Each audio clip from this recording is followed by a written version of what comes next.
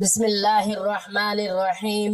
یکم رمضان سے 10 رمضان تک جو قرآن کی یہ سورت پڑھے گا، محترم ناظرین، ماہ رمضان المبارک اللہ تعالیٰ کی طرف سے عطا کردہ وہ عظیم نعمت ہے جس میں بندہ مومن کو اپنی روحانی اصلاح، گناہوں کی معافی، درجات کی بلندی اور اللہ تعالیٰ کے قرب کے بے شمار مواقع عطا کیے جاتے ہیں۔ یہ مہینہ محض بھوک اور پیاس کا نام نہیں، بلکہ یہ دلوں کی تطہیر، نیتوں کی اصلاح، اعمال کی درستگی اور قرآن کریم کے ساتھ گہرا تعلق پیدا کرنے کا مہینہ ہے۔ رمضان المبارک کی ہر گھڑی رحمت، ہر لمحہ مغفرت اور ہر رات نجات کا پیغام لے کر آتی ہے، لیکن اس بابرکت مہینے کے ابتدائی 10 دنوں کو خاص طور پر رحمت کے دن قرار دیا گیا ہے۔ یہی وہ ایام ہیں جن میں اللہ تعالیٰ اپنے بندوں پر خصوصی کرم فرماتا ہے، دعاؤں کو قبولیت عطا کرتا ہے، دلوں کو نور ایمان سے منور کرتا ہے اور گناہوں کے بوجھ کو ہلکا کر دیتا ہے۔ یکم رمضان سے 10 رمضان تک کے دن دراصل بندہ مومن کے لیے ایک عظیم روحانی آغاز ہوتے ہیں۔ یہ وہ وقت ہوتا ہے جب دل نرم، آنکھیں اشکبار اور روح اللہ کی طرف متوجہ ہوتی ہے۔ انہی دنوں میں اگر بندہ خلوص نیت کے ساتھ قرآن کریم سے جڑ جائے، اس کی تلاوت کو اپنا معمول بنا لے، تو اس کے دل میں ایسی روشنی پیدا ہوتی ہے جو پورے رمضان بلکہ پوری زندگی پر اثر انداز ہوتی ہے۔ قرآن کریم اللہ تعالیٰ کا وہ عظیم کلام ہے جو ہدایت، شفا، رحمت اور نور کا سرچشمہ ہے۔ رمضان المبارک میں قرآن سے تعلق کا اجر کئی گنا بڑھا دیا جاتا ہے، جیسا کہ اللہ تعالیٰ خود فرماتا ہے کہ یہ مہینہ قرآن کے نزول کا مہینہ ہے اور اسی میں لوگوں کے ہدایت اور حق و باطل کے درمیان فرق کو واضح کیا گیا ہے۔ قرآن کریم کی تلاوت محض الفاظ پڑھنے کا نام نہیں، بلکہ یہ اللہ تعالیٰ سے براہ راست گفتگو، اس کے احکامات کو سمجھنے اور اس پر عمل کی نیت باندھنے کا ذریعہ ہے۔ رمضان کے ابتدائی 10 دنوں میں قرآن کی تلاوت کا اہتمام انسان کو رحمت الہی کے حصار میں لے آتا ہے۔ یہی وجہ ہے کہ نبی کریم صلی اللہ علیہ وآلہ وسلم نے رمضان المبارک میں قرآن کریم کے ساتھ خصوصی تعلق قائم فرمایا۔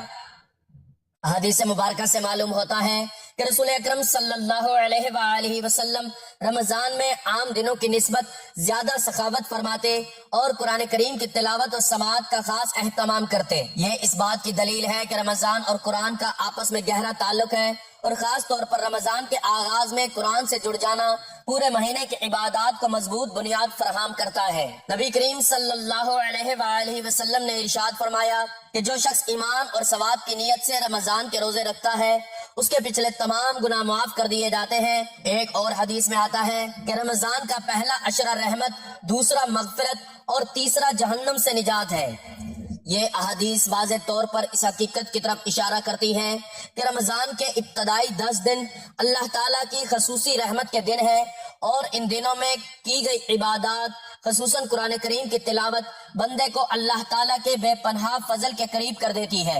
احادیث مبارکہ میں قرآن کریم کی فضیلت بار بار بیان کی گئی ہے۔ نبی کریم صلی اللہ علیہ وآلہ وسلم نے فرمایا کہ قرآن قیامت کے دن اپنے پڑھنے والوں کے لیے سفارش کرے گا۔ ایک اور حدیث میں ارشاد فرمایا کہ تم میں سب سے بہتر وہ ہے جو قرآن سیکھے اور سکھائے۔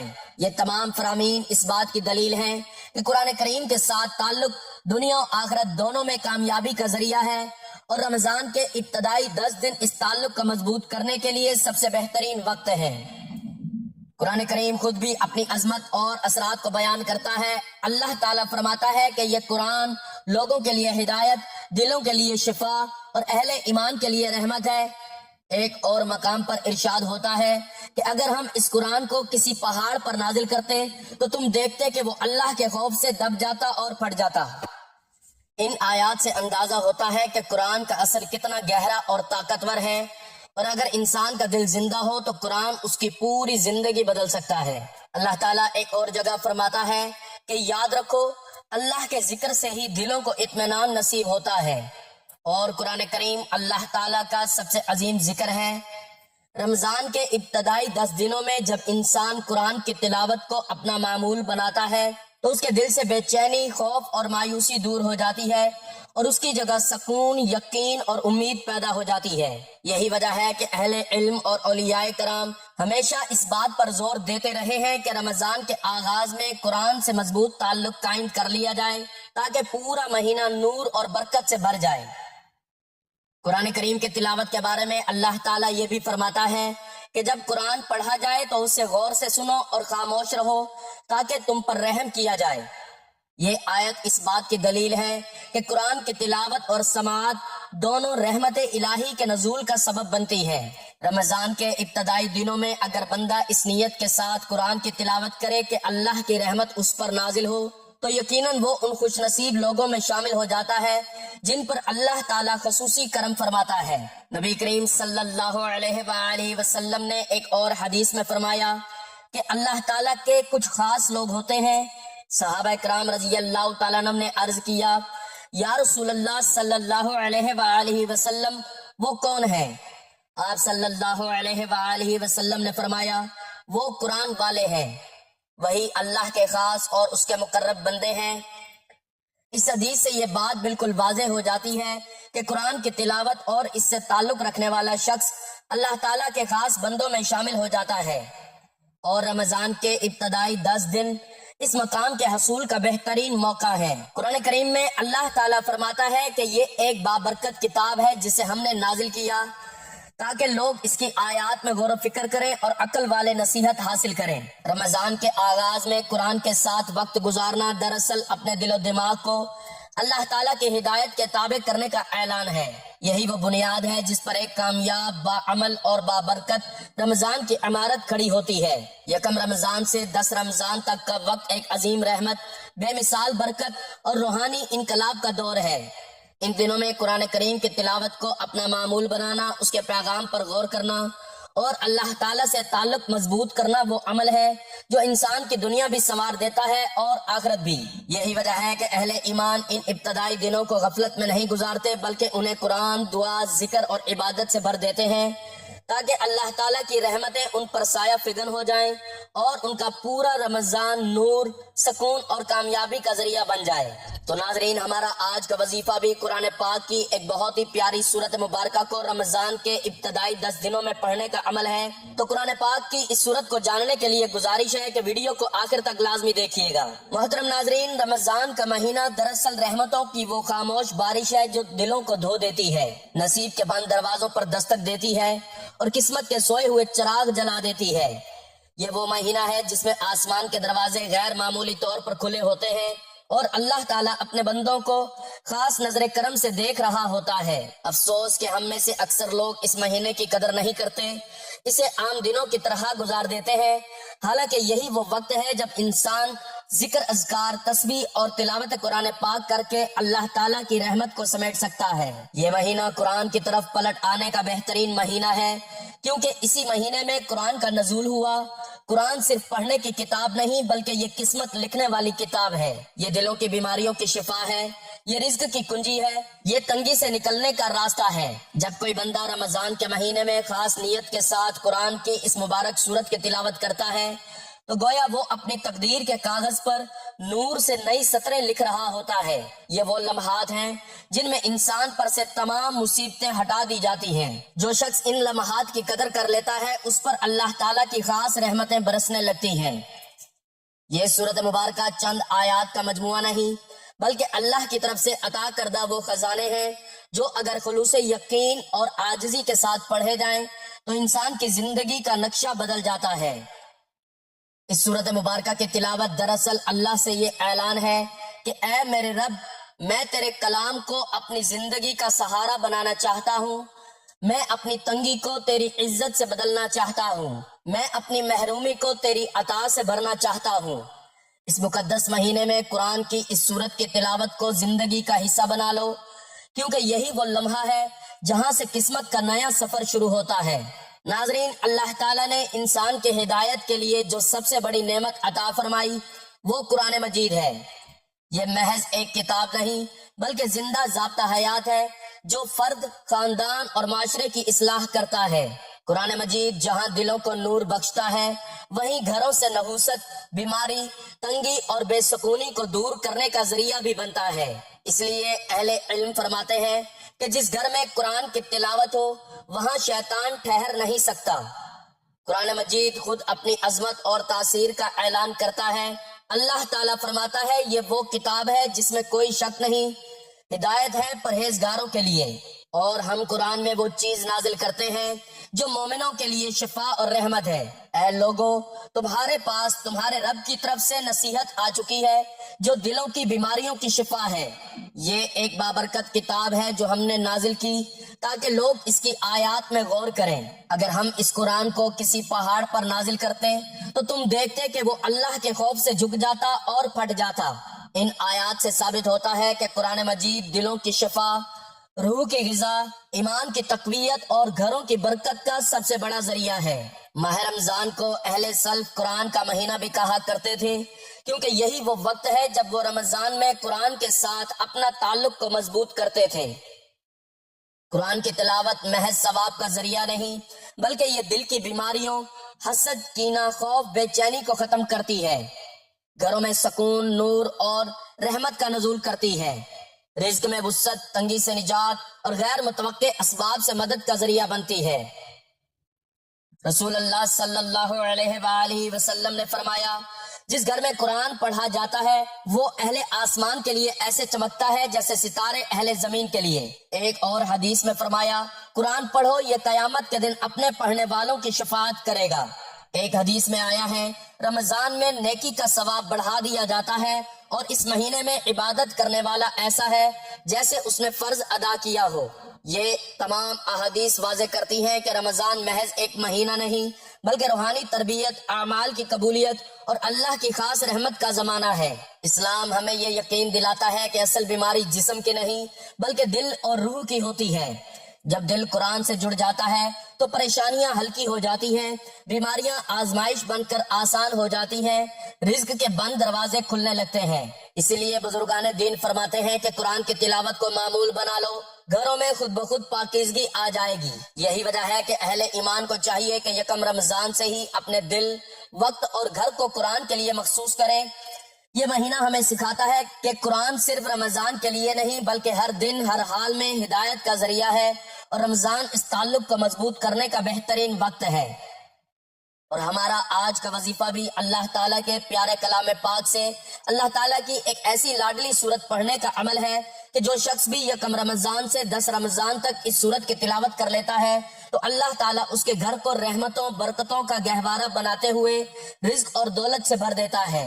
ماہ رمضان جو کہ رحمت اور برکت والا مہینہ ہے، جو لوگ اس ماہ میں قرآن سے جڑ جاتے ہیں اور اللہ کے پیارے رسول صلی اللہ علیہ وآلہ وسلم کی تعلیمات پر عمل کرتے ہیں تو رسول پاک صلی اللہ علیہ وآلہ وسلم ان سے راضی ہو جاتے ہیں، اور جن سے پیارے آقا صلی اللہ علیہ وآلہ وسلم راضی ہو جائیں تو سمجھے رب اس سے راضی ہو جاتا ہے۔ اللہ تعالیٰ قرآن مجید میں فرماتا ہے کہ رجب رب کا مہینہ ہے، شعبان رب کے پیارے حبیب صلی اللہ علیہ وآلہ وسلم کا مہینہ ہے، اور رمضان پوری امت کا مہینہ ہے۔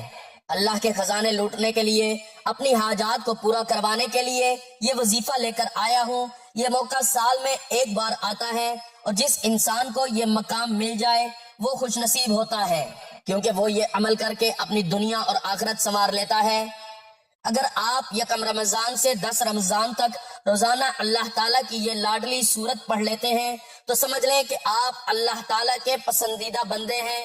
اللہ آپ کو نوازنا چاہتا ہے، اللہ آپ سے راضی ہے۔ ماہ رمضان اسلامی کیلنڈر کا 9واں مہینہ ہے اور مسلمانوں کے لیے دنیا و آخرت میں کامیابی کا بہترین موقع سمجھا جاتا ہے۔ یہ مہینہ نہ صرف روزوں کے حوالے سے معروف ہے بلکہ رحمت، برکت، مغفرت اور جہنم سے نجات کا ذریعہ بھی ہے۔ رمضان کے پہلے عشرے کی اہمیت اس لحاظ سے بھی زیادہ ہے کہ یہ ایک ایسا دورانیہ ہوتا ہے جس میں اللہ تعالیٰ اپنی بے شمار رحمتیں بندوں پر نازل کرتا ہے۔ اس عشرے کی فضیلت قرآن و حدیث میں بھی بیان کی گئی ہے۔ پہلا عشرہ رحمت کا عشرہ کہلاتا ہے، جس میں اللہ تعالیٰ کی خاص عنایات بندوں پر ہوتی ہیں اور ان کی دعائیں قبول کی جاتی ہیں۔ حدیث میں آتا ہے کہ جب رمضان کی پہلی رات آتی ہے تو اللہ تعالیٰ اپنی رحمتیں زمین پر نازل کرتا ہے۔ اس عشرے میں نفل عبادات، قرآن کی تلاوت، روزہ اور ذکر کی برکات بے شمار ہیں جو انسان کو اللہ کے قریب لے جاتی ہے۔ یہ عشرہ اپنے گناہوں کی معافی طلب کرنے، دل و دماغ کو پاک کرنے اور روحانی بہتری کے لیے بہترین وقت ہے۔ رمضان کا روزہ محض بھوک اور پیاس برداشت کرنے کا نام نہیں بلکہ یہ صبر، تقوی اور روحانی پاکیزگی حاصل کرنے کا ذریعہ ہے۔ مسلمان اس دوران اپنی خواہشات پر قابو رکھتے ہیں اور نیکیوں کی طرف متوجہ ہوتے ہیں۔ روزہ رکھنے سے نہ صرف جسمانی پاکیزگی حاصل ہوتی ہے بلکہ روحانی ترقی بھی ممکن ہوتی ہے۔ یہ مہینہ صبر اور ضبط نفس کی تربیت دیتا ہے اور انسان کو نیکیوں کی طرف مائل کرتا ہے۔ اسی طرح قرآن کی تلاوت، نفل نمازیں اور ذکر میں اضافہ کیا جاتا ہے جس سے دل اللہ کی رضا کی طرف مائل ہوتا ہے۔ مسلمانوں کی کوشش ہوتی ہے کہ وہ ماہ رمضان میں اپنی روزمرہ کی دنیاوی مشغولیات سے ہٹ کر عبادات میں زیادہ سے زیادہ وقت گزاریں۔ اس مہینے میں ایک نئی روحانیت اور سکون آتا ہے جو دنیا اور آخرت کی کامیابی کی بنیاد بن سکتا ہے۔ یہ عشرہ اس بات کی یاد دہانی کراتا ہے کہ اللہ تعالیٰ کی رحمت ہر وقت بندوں کے ساتھ ہے اور وہ ہر اس بندے کو معاف کرنے کو تیار ہوتا ہے جو خلوص نیت سے رجوع کرے۔ رمضان کے پہلے عشرے میں عبادات کی کثرت سے انسان اللہ کے قریب ہوتا ہے اور اس دوران مانگی گئی دعاؤں کی قبولیت کے امکانات بڑھ جاتے ہیں۔ حدیث شریف میں آتا ہے کہ اللہ تعالیٰ فرماتا ہے کہ میں اپنے بندے کے گمان کے مطابق ہوں، اگر وہ مجھ سے رحمت کی امید رکھے گا تو میں اسے اپنی رحمت عطا کروں گا۔ اس لیے ضروری ہے کہ مسلمان اس عشرے میں زیادہ سے زیادہ عبادت، دعا، استغفار اور توبہ کرے تاکہ اللہ کی رحمت سے مستفید ہو سکیں۔ رمضان کے پہلے عشرے میں نفل عبادات، قرآن کی تلاوت، ذکر و اذکار اور صدقہ و خیرات کی خصوصی تاکید کی گئی ہے۔ جو مسلمان اس عشرے میں عبادات میں مشغول ہوتے ہیں انہیں اللہ کی خاص عنایات اور برکتیں نصیب ہوتی ہیں۔ روزے کی حالت میں صبر اور ضبط نفس کی مشق کی جاتی ہے جو انسان کو اخلاقی اور روحانی طور پر بہتر بناتی ہے۔ یہ ایک ایسا موقع ہوتا ہے جس میں انسان اپنی زندگی میں بہتری لا سکتا ہے اور اپنی عادات میں مثبت تبدیلیاں پیدا کر سکتا ہے۔ اللہ تعالیٰ نے اس مہینے کو انسان کے لیے ایک ایسا خاص موقع بنایا ہے جس میں وہ اپنی گناہوں بھری زندگی سے نکل کر نیک اعمال کی طرف متوجہ ہو سکے۔ جو لوگ رمضان کے پہلے عشرے میں اللہ کی رحمت کے طلبگار ہوتے ہیں انہیں اللہ تعالیٰ بے شمار برکتوں اور انعامات سے نوازتا ہے۔ رمضان کے اس پہلے عشرے کو اپنی زندگی میں تبدیلی لانے کا بہترین موقع سمجھ کر اس سے بھرپور فائدہ اٹھانا چاہیے تاکہ انسان دنیا و آخرت میں کامیاب ہو سکے۔ ناظرین، قرآن پاک کی تلاوت کرنا، 5 وقت کی نماز پڑھنا، اللہ تعالیٰ کا شکر ادا کرنا، غریبوں اور مجبوروں کی مدد کرنا، گناہوں پر نادم ہو کر معافی مانگنا، ماں باپ اور رشتہ داروں کے ساتھ اچھا برتاؤ کرنا گھروں میں خوشحالی لانے کے اسباب ہیں۔ اگر آج ہم صدقے دل سے بے برکتی والی چیزوں سے اجتناب کریں اور برکت والی چیزوں کو اپنانے کا تہیہ کر لیں تو ہمارے گھر سے بے برکتی کا خاتمہ اور برکت کا نزول ہوگا، ورنہ خسارہ ہی خسارہ رہے گا۔ اس کے برعکس نماز میں سستی کرنا، گناہ کرنا، خصوصاً جھوٹ بولنا، نیک اعمال میں ٹال مٹول کرنا، بغیر ہاتھ دھوئے کھانا کھانا، ماں باپ کے لیے دعائے خیر نہ کرنا، اندھیرے میں کھانا کھانا، دروازے میں بیٹھ کر کھانا، بغیر دسترخوان بچھائے کھانا، دانتوں سے روٹی کترنا، چینی یا مٹی کے ٹوٹے ہوئے برتن استعمال میں رکھنا، کھانے کے بعد جس برتن میں کھانا کھایا اسی میں ہاتھ دھونا، کھانے پینے کے برتن کھلے چھوڑ دینا، دسترخوان پر گرے ہوئے کھانے وغیرہ کے ذرے اٹھانے میں سستی کرنا، گھر میں مکڑی کے جالے لگے رہنے دینا، چراغ کو پھونک مار کر بجھانا، ٹوٹی ہوئی کنگھی استعمال کرنا وغیرہ تنگ دستی اور بے برکتی کے اسباب ہیں۔ روزی میں برکت کے طالب کو چاہیے کہ وہ بے برکتی کے اسباب پر نظر رکھتے ہوئے ان سے نجات کی ہر ممکن کوشش کرے اور یہ بھی واضح ہو کہ کثرت گناہ کی وجہ سے رزق میں برکت ختم ہو جاتی ہے، اس لیے گناہوں سے بچنے کی ہر صورت کوشش کرے کیونکہ کثرت گناہ آفات کے نزول کا سبب بھی ہے۔ مشائخ فرماتے ہیں کہ 2 چیزیں کبھی جمع نہیں ہو سکتی، مفلسی اور چاشت کی نماز، یعنی جو کوئی چاشت کی نماز کا پابند ہوگا وہ کبھی مفلس نہ ہوگا۔ غربت، بے روزگاری اور تمام مشکلات کا خاتمہ اس وقت ہوگا جب خوشحالی کے ذرائع کو اپنایا جائے گا۔ ایک شخص نے رسول خدا صلی اللہ علیہ وآلہ وسلم کی خدمت میں عرض کیا، میں چاہتا ہوں کہ میرا رزق وسیع ہو جائے، اس کے لیے میں کیا کروں؟ رسول خدا صلی اللہ علیہ وآلہ وسلم نے فرمایا، ہمیشہ باوضو رہا کرو، اس سے تمہارے رزق میں وسعت ہوگی۔ رسول اللہ صلی اللہ علیہ وآلہ وسلم نے فرمایا، کثرت سے صدقہ دیا کرو، اس سے تمہیں رزق ملے گا۔ ناظرین محترم، برکت کا مطلب دولت کی کثرت نہیں بلکہ کفایت ہے، یعنی ضرورت کے لیے کافی ہو جانا۔ اللہ تعالیٰ فرماتا ہے، اے ابن آدم، میری عبادت میں منہمک رہو، میں تیرا دل غنا سے بھر دوں گا اور تمہاری محتاجی کا دروازہ بند کروں گا۔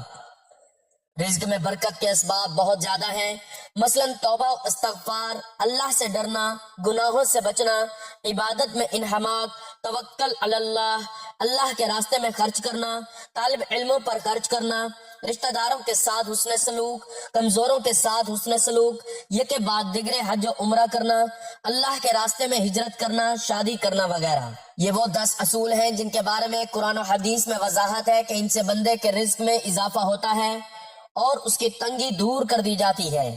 لیکن انسان کو ہمیشہ یہ بات یاد رکھنی چاہیے کہ اصل بے نیاز تو اللہ کی ذات ہے۔ انسان کی بے نیازی یہ ہے کہ وہ اس غنی ذات کے سوا پوری دنیا سے بے نیاز ہو جائے اور یہ سمجھ لے کہ جو کچھ اسے ملے گا اسی سے ملے گا۔ غیر کے آگے ہاتھ پھیلانا بیکار ہے۔